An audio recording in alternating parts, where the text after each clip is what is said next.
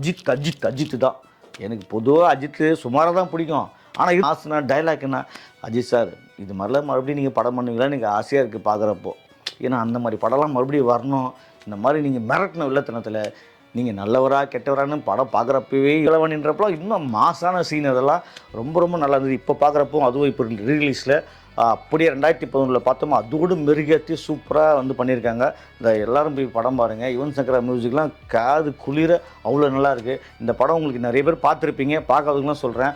இந்த கதைலாம் ஒன்றுமே இல்லைங்க. இதெல்லாம் நீங்கள் ஒவ்வொரு சினிமா ரசிப்பீங்க. இந்த மூணுமே குதூகலமாக இருக்கும். குட் பேட் ஆக்லி வந்துச்சு இல்லையா, அந்த மாதிரிலாம் இருக்காதுங்க. அதோட மாசான படமாக இருக்கும். நீங்கள் சமீபத்தில் அஜித் படம்லாம் ஒரு 3-4 படம் கொஞ்சம் சுமாரான படம் தான். ஆனால் அதுக்கெல்லாம் தூக்கி சாப்பிட்ட படம் தான் இந்த படம். இந்த ரீலீஸ் ஆகுது எங்களுக்கு ரொம்ப சந்தோஷமாக டிஃப்ரெண்ட்டில் இருப்பாங்க. அதுவும் வெங்கட் பிரபு டைரக்ஷனாகவே எனக்கு வெங்கட் பிரபுவில் 2 படம் மாசான படம் பிடிச்ச ரொம்ப படம். ஒன்று சென்னை 28, இந்த பக்கம் வந்தால் மாநாடு. இந்த சென்டரில்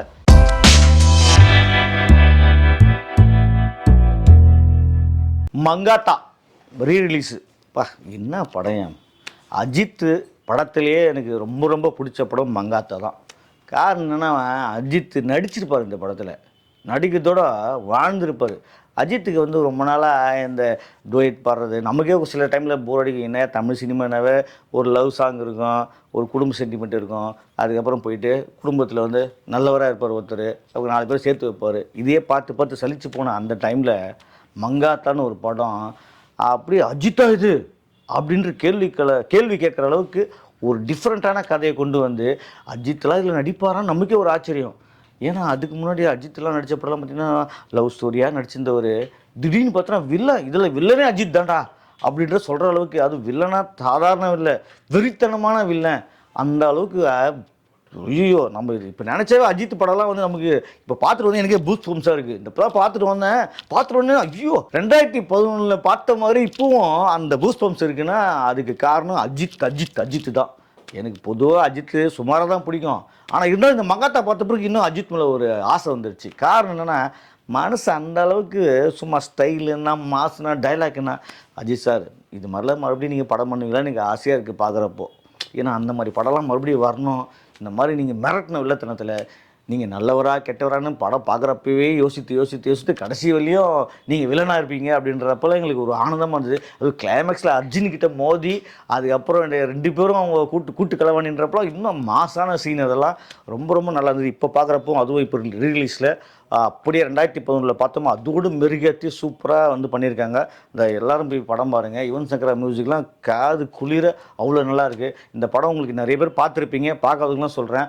இந்த கதைலாம் ஒன்றுமே இல்லைங்க. இதெல்லாம் நீங்கள் ஒவ்வொரு சினிமா ரசிப்பீங்க. இந்த படத்தில் ஒவ்வொரு சினிமா அவ்வளோ அட்டகாசமாக இருக்கும். அதுவும் இந்த படத்தில் பார்த்திங்கன்னா திரிஷா, அஞ்சலி, லட்சுமி ராய், அஜிஜோ, இந்த 3மே குதூகலமாக இருக்கும். குட் பேட் ஆக்லி வந்துச்சு இல்லையா, அந்த மாதிரிலாம் இருக்காதுங்க. அதோட மாசான படமாக இருக்கும். நீங்கள் சமீபத்தில் அஜித் படம்லாம் ஒரு 3-4 படம் கொஞ்சம் சுமாரான படம் தான். ஆனால் அதுக்கெல்லாம் தூக்கி சாப்பிட்ட படம் தான் இந்த படம்.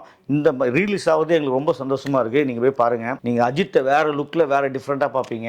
அதே மாதிரி எல்லாருமே இதில் படத்தில் நடித்த எல்லாருமே வேறு லுக்கில் வேறு டிஃப்ரெண்ட்டில் இருப்பாங்க. அதுவும் வெங்கட் பிரபு டைரக்ஷனாகவே எனக்கு வெங்கட் பிரபுவில் 2 படம் மாசான படம் பிடிச்ச ரொம்ப படம்.